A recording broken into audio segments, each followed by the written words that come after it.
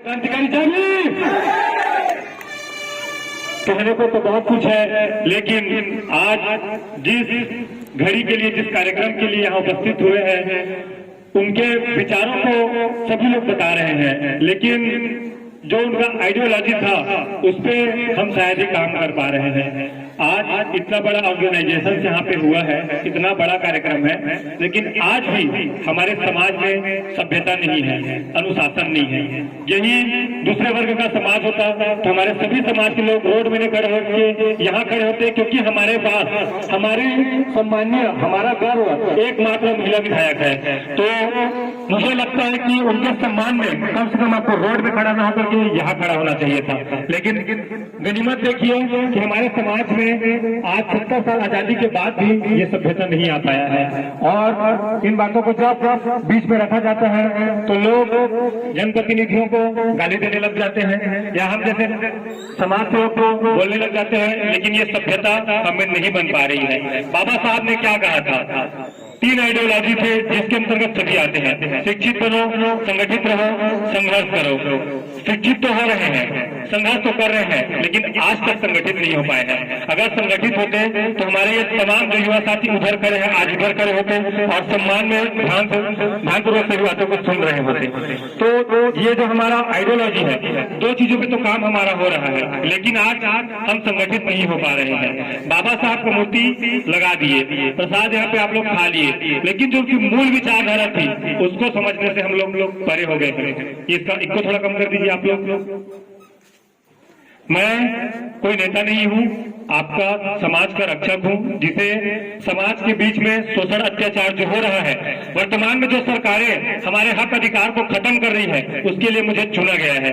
अभी वर्तमान में मैं भीम आर्मी का पूर्व जिला अध्यक्ष हूँ, और मुझे प्रदेश कमेटी में लेने के लिए आप सबके प्यार के सहयोग से, सपोर्ट से प्रदेश कमेटी में लेने की अनुशंसा रखी गई है, लेकिन अभी इसके लिए वक्त है। हम जांजगीर चांपा जिला में हमारे तमाम युवा साथी समाज को सेवा दे रहे हैं, लेकिन हमारे ही वर्ग के लोग, हमारे ही समाज के लोग इन बातों को नहीं समझ पा रहे हैं।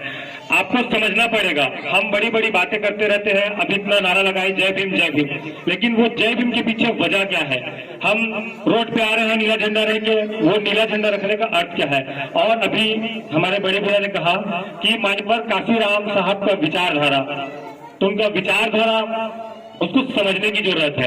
हम बड़े पैमाने में संविधान चिल्लाते रहते हैं, ये बोलते हैं, हमारे युवा साथी भी बोलते हैं, मैं खुद बोलता हूँ कि संविधान पे आ जाएगी तो हम लोग ईट से ईट बजा देंगे, मनुवादियों को उनकी औकात दिखा देंगे, लेकिन हम उनका 1% भी बाल बांका नहीं कर पा रहे हैं। क्या इस बात को आप लोग समझते हैं? इतना देर तक सभी ने वक्तव्य दिया, सब इर्द गिर्द घूम रहे थे। मुझे लग रहा था, मुझे कमी महसूस हो रहा था, पीड़ा हो रहा था कि मेरा समाज कर क्या रहा है, आज हम किस परिस्थिति से गुजर रहे हैं। संविधान में आपका बहुत कुछ नहीं है, उसमें 2 चीजें आपके लिए है। पहला है आरक्षण और दूसरा है SC/ST एक्ट, जो हमारे अनुसूचित समाज के लिए आता है। ये 2 चीजें खत्म कर दी जाए, हम जानवरों से भी बदतर हैं।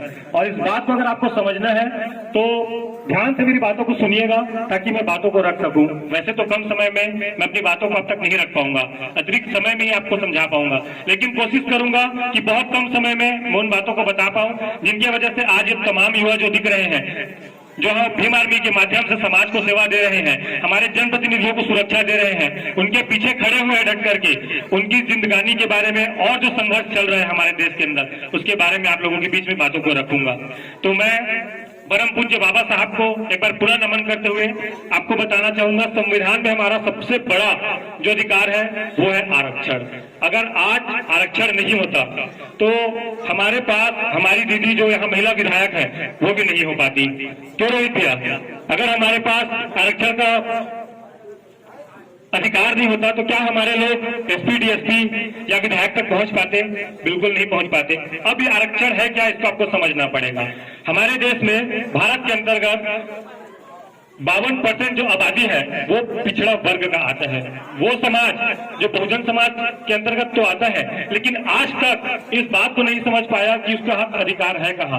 वो समाज जो कर्ज लेके कांवड़ धोने चला जाता है, कर्ज लेके मंदिर बनाने चला जाता है, कर्ज लेके देवी देवताओं का भार बोल लेता है, लेकिन वो समाज अपना हक अधिकार को नहीं जान पाता है। आज नीट से, MBBS से, UPSC से, संयुक्त सचिवालय से OBC का आरक्षण खत्म किया जा रहा है, SC का आरक्षण खत्म कर दिया जा रहा है। है। सोचिए हम लोग कैसी परिस्थिति में हैं। हम लोग बाबा साहब की मूर्ति लगाने से आगे नहीं बढ़ पाएंगे। हम आगे तब बढ़ेंगे जो उन्होंने अधिकार दिया उसको सुरक्षित रखेंगे। और ये जो आरक्षण है, अगर ये नहीं होता तो हमारी सीटें उपलब्ध नहीं होती। भारत में आप तमाम प्रकार की वैकेंसियां देखेंगे कि 100 पोस्ट पटवारी के लिए निकली है, उसमें आप देखेंगे कि 50 सीटें ओबीसी के लिए है, तो 10 सीटें एससी के लिए है, 7 सीटें आदिवासी के लिए है, 2 सीटें अन्य के लिए है। तो ये जो मिला है हमको वो आरक्षण है कि ताकि हम लोग इसमें भाग लें। अगर हम बात करें संविधान के पहले की, अगर संविधान जब बना उसके पहले की, जब हम आजाद नहीं थे, तब हमारे लोगों को कहीं पर भी बड़े पदों पे, उच्च पदों पे नहीं रखा जाता था। वो तो संविधान की देन है कि आज आरक्षण के बदौलत हमारे समाज के लोग सरपंच बन रहे हैं, जनपद सदस्य बन रहे हैं, जिला पंचायत सदस्य बन रहे हैं। और ये जो अधिकार है आपको किसी काल्पनिक देवी देवताओं ने दिया, वो बाबा साहब अम्बेडकर ने दिया, वो संविधान की बदौलत मिला। आज आप जो रेलवे में जाते हैं तो 50% जो सीटें होती है ना आपकी, रहती ना आपकी रिजर्व सीटें, बस में आपको सीट दी जाती है कि आपकी जगह यहाँ कोई नहीं बैठेगा। वो जो अधिकार के लिए बाबा साहब लड़े हैं, वो उन्होंने आपको वो अधिकार लाया है, लड़ा है मनुवादियों से, तब जाकर अधिकार मिला है। तो मुझे लगता है कि मेरे समाज की बहनों को, माताओं को भी समझने की जरूरत है कि ये जो तमाम प्रकार की सुविधाएं हैं ये संविधान से है। ये कोई नेता या कोई आपको वो नहीं देता, ये संविधान में लिखा है कि आपका जो प्रतिनिधि चुन के जाएगा संसद में, विधायिका में, वो आपके हितों के लिए काम करेगा और ला के देगा। आप लोग मुझे बताइए, आप लोग सरपंच क्यों बनाते हैं? सरपंच क्यों बनाते हैं? अपने गांव का विकास करने के लिए। पंच क्यों बनाते हैं? अपने वार्ड का विकास करने के लिए। जनपद चुना जाता है 5 गांव का विकास करने के लिए। जिला पंचायत 45 गांव के अंतर्गत है इनके, और विधायिका उस विधानसभा के विकास के लिए। लेकिन क्या आज हमारा विकास हो पा रहा है? हो पा रहा है? तो इस बात को समझिए, हमारा जो संपूर्ण अधिकार है वो है आरक्षण पे, और वही आरक्षण हमको आईपीएस, आईएएस, विधायक सारा चीज बनाता है। तो वर्तमान में जो केंद्र की सरकार है, जो मनुवादी व्यवस्था है, जो परंपरावादी व्यवस्था है, वो उसको खत्म कर रही है, ताकि हमारे समाज के लोग विधायक न बन पाए, एसपी न बन पाए, डीएसपी न बन पाए। और इन तमाम तरह की चीजों को समझने के लिए आपको आगे आना पड़ेगा, क्योंकि हम ऐसी परिस्थिति से जूझ रहे हैं जब हमारे समाज के लोगों के साथ शोषण अत्याचार होता है तो हमको रोड पे आना पड़ता है। किसी भी प्रकार का अधिकार मांगना पड़ता है तो हमको रोड पे आना पड़ता है, हमें आंदोलन करना पड़ता है, तब जाके वो अधिकार आज हमको मिल रहा है। तो ये व्यथाएं हमारे देश में चल रही है। क्या हमारा समाज इतना काबिल नहीं है या उसके लायक नहीं है कि उसे बिना मांगे वो मूलभूत सुविधाएं मिले? क्या हम इतने पिछड़ चुके हैं कि हमारा जो अधिकार है हमको मांगने के लिए दर बदर भटकना पड़े? ये संविधान में चूंकि निहित है। राज्य का नीति निर्देशक तत्व तो ये कहता है, संविधान के अंतर्गत आता है कि अगर आपके पास रहने को घर नहीं, खाने को दाना नहीं, स्वास्थ्य के लिए अस्पताल नहीं, तो ये तमाम सुविधा, अगर पढ़ने के लिए शिक्षा नहीं, तो ये आपको कौन अवेलेबल कराता है? भारत का संविधान। ये कोई नेता, ये कोई मंत्री आपको अवेलेबल नहीं कराता है। मेरी बातों को ध्यान से समझिएगा, क्योंकि हमारा शोषण हमारे अपने ही लोग करते हैं, हमारा जो विचारधारा उससे भटका के ही करते हैं। और जब कोई इन बातों को आपके बीच में बताने आता है तो उससे सबसे बड़ा सम्मान दिया जाता है, ये समाज का दलाल है। तो आपको समझना पड़ेगा कि आपके लिए लड़ कौन रहा है, आपके लिए बोल कौन रहा है, आपके लिए सड़कों पे आपके हक अधिकार की बात कौन कर रहा है। वो संविधान जिसके लोग बहाली करते हैं, जिसका हवाला देते हैं, उस संविधान के एक एक कण को रक्षा करने के लिए आज सड़क पे कौन नहीं हुआ है? कौन सा संगठन है, कौन सी पार्टी है, कौन सा पार्टी आज उस संविधान की बात कर रहा है? तो मुझे बताने की जरूरत नहीं है, आप समझ रहे हैं कि हमारे पास कौन सी पार्टी है, कौन सा संगठन है। और जांजगीर चांपा जिले में हम तो सुरक्षित हैं। आप किसी और जिले में जाके देखिए, हमारे समाज के लोगों का तो इंदिरा आवास तक नहीं निकलता है, पीएम आवास तक नहीं निकलता है। इतने पीड़ित है हमारे समाज के लोग। लेकिन यहाँ गनीमत है कि मान्यवर काशीराम साहब ने काम किया हुआ है, तो जांजगीर चांपा के लोग उनके मिशन को जान रहे हैं। हम सुरक्षित है यहाँ पे कि हमें मूलभूत सुविधाएं मिल रही हैं, और ये तमाम मूलभूत सुविधाएं आपको संविधान देता है, वो आरक्षण देता है, ताकि हमारे समाज के लोगों का विकास होते बने। छत्तीसगढ़ी में कहावत है कि छूट दे से बेटा बिगड़े और भेद दे से नारी। इसको समझिएगा। अगर बच्चा है, अगर आप उसको 100 रुपए दे दे और वो 100 रुपए के लायक नहीं है, 5-6 साल का बच्चा है, वो ज्यादा से ज्यादा कितने रुपए का कुरकुरे बिस्किट खाएगा? 5 रुपए का, 10 रुपए का। अगर आप उसको 100 रुपए देते हैं और उसके बाद उसको नहीं पूछते हैं कि बाकी का 90 रुपए कहाँ है, तो बिगड़ेगा कि नहीं बिगड़ेगा? वो खर्चीला होगा कि नहीं होगा? बिगड़ेगा। मैं आप लोग का उत्तर जानना चाह रहा हूँ, बिगड़ेगा कि नहीं बिगड़ेगा? बिगड़ेगा ना। तो यही चीजें बस राजनीति में आपको समझनी पड़ेंगी। जब तक आप अपने पंच से, सरपंच से, जनता सदस्य से, जिला सदस्य से, विधायक से सवाल नहीं पूछेंगे कि आपको हमने चुन के भेजा है वहां पे, आपने हमारे लिए क्या किया, तब तक ऐसे होता रहेगा। और मैं आप लोगों को कहना चाहता हूं कि कल आप लोग किसी विधायक को दोष नहीं देंगे, किसी जनता सदस्य को दोष नहीं देंगे, किसी जिला पंचायत सदस्य को दोष नहीं देंगे, और जो युवा साथी काम कर रहे समाज के लिए उनको दोष नहीं देंगे, क्योंकि गलती आपकी है, आप सवाल नहीं पूछ रहे हैं। आपका बेटा बिगड़ रहा है तो किसी दूसरे की गलती नहीं है, वो आपकी गलती है क्योंकि आपने उससे पूछा ही नहीं कि बाकी के पैसे कहाँ हैं, तू कहाँ खर्च कर रहा है। ठीक वैसे अगर आप अपने जनप्रतिनिधियों से सवाल नहीं करेंगे, नहीं पूछेंगे कि आप चुनकर गए हैं, हमारा विकास कहाँ है, हमारे गांव में ये बनना था वो कहाँ है, तब तक ऐसे होता रहेगा। और इसका खामियाजा हम गरीब लोग भुगतेंगे, हमारा समाज भुगतेगा, जो उच्च पदों पर बैठे हैं वो नहीं भुगतेगा। तो आपको समझने की जरूरत है। अगर जब तक आप हमारे समाज की महिलाएं इन बातों को नहीं समझेगी, तब तक हमारे समाज में सिर्फ हम लोग जय भीम करते रहेंगे और हमारा शोषण होते रहेगा।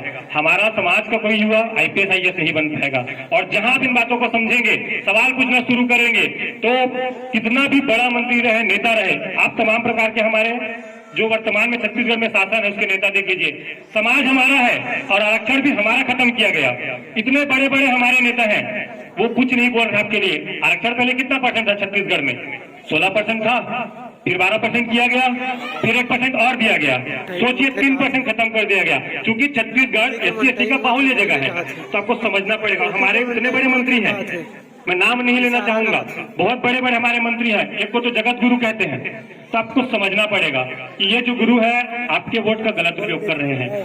मान्यवर काशीराम साहब ने कहा था कि, और बाबा साहब ने भी कहा था कि जब तक संविधान जिंदा है मैं जिंदा रहूंगा। और उसी बात को मान्यवर काशीराम साहब ने कहा था, जब तक मेरे समाज के बीच में मुझे नीला झंडा दिखते रहेगा मैं जीवित रहूंगा और संविधान को जिंदा रहने दूंगा। और ये तमाम प्रक्रिया चलती रहेंगी। तो आज हमारे बीच में नीला झंडा दिख रहा है, हम संविधान की बात कर रहे हैं, हम अंबेडकरवादी विचारधारा की बात कर रहे हैं। मतलब ये कि हमारे बीच में बाबा साहब जिंदा है, मान्यवर काशीराम साहब जिंदा है। तो आपको समझना पड़ेगा, हमारी आइडियोलॉजी जो बहुजन समाज को शासक बनाने का था, वो आपके सवाल पूछने से बनेगा, ना कि जो आपका प्रतिनिधि आपको कहेगा उसको मान लेने से बनेगा। आपको सवाल पूछना पड़ेगा। और जब तक आप सवाल नहीं पूछेंगे, मुझे नहीं लगता कि हम बेहतर से बेहतर समाज स्थापित कर पाएंगे। आपके समाज के बीच में दारू बेचे जाएंगे, आपके समाज का शोषण होगा, आपके लोगों को उच्च पदों पर बैठने नहीं दिया जाएगा, एडमिशन तक नहीं दिया जाता। हमारा एक युवा था गणेश खोसले, PhD में एडमिशन तक नहीं दिया जा रहा था, क्योंकि रिजर्व सीटें थी वहां, एक सीटें थी SC की, एक सीटें थी OBC की, फिर भी आंदोलन करना पड़ा। ये परिस्थिति हमारे देश में चल रही है। तो मुझे लगता है कि आप सभी जो युवा साथी लड़ रहे हैं समाज के लिए, उनको बातों को समझिए। जो हमारा शासक है, वर्ग है, जो हमारी पार्टी है, वो आपके लिए बोल रही है, लड़ रही है, इन बातों को समझिए। और महिलाओं को मैं स्पेशली कहना चाहूंगा, मेरी माता बहनों को हाथ जोड़ के कहना चाहूंगा कि जो अंधविश्वास का खेल है, जिसमें आप लोग सबसे ज्यादा लीन रहते हैं, उसको छोड़कर बाबा साहब के विचारों को समझने की कोशिश कीजिएगा। क्योंकि आज आप पुरुष के वर्ग में भी जो इस सम्मान से बैठे हैं आगे में, वो भी बाबा साहब की ही देन है। आज आप जो घूंघट ढकने का प्रथा था वो हटाया गया, वो बाबा साहब की देन है। पहले हमारे माता बहनों को पढ़ने का अधिकार नहीं था, वो जो आपको मिला है वो भी बाबा साहब की देन है। तो मुझे लगता है कि मेरी माताओं को, बहनों को बाबा साहब के विचारों को लेकर के आगे बढ़ना चाहिए, ना कि किसी काल्पनिक पात्र का। कोई मैया, कोई सरस्वती आपको नहीं पढ़ाई है, उसके पास कोई डिग्री नहीं है, लेकिन माता प्रतिमा शेख ने और ज्योतिबा फुले की पत्नी सावित्रीबाई फुले ने आपको पढ़ने का अधिकार दिलाया है। उन्होंने वो दुख सा है, शोषण सा है, और आपको पढ़ने का अधिकार दिया है। खुद गोबर कीचड़ अंडों से मार खाया है और आपको जाकर के पढ़ाया है, तब जाके आज हमारे समाज की महिलाएं पढ़ रही है, SP DSP विधायक बन रही है। तो मैं आप लोगों से यही कहना चाहूंगा कि वो जो संविधान में हमारे अधिकार है और जो हमारा निहित मूलभूत सुविधा है, उनको समझिए, सवाल पूछना सीखिए, ताकि हमारा समाज आगे बढ़ते रहे और हमारा शोषण हमारा ही अपना प्रतिनिधि न कर पाए। और अंत में एक बात कह के मैं अपनी वाणी को विराम देना चाहूंगा कि वो दिन भी लाऊंगा, वो रात भी लाऊंगा, बहुजन समाज के लोगों की जुबान पर संविधान की बात भी लाऊंगा, और आप सबका प्यार और विश्वास मुझ पर बना रहे। बहुत जल्द छत्तीसगढ़ की धरती पे भीम आर्मी का राज भी लाऊंगा, भीम आर्मी का राज भी लाऊंगा। इसी के साथ आप सभी को पुनः चरण स्पर्श करते हुए मैं अपनी वाणी को विराम देता हूँ। क्रांतिकारी जय भीम, जय सतनाम।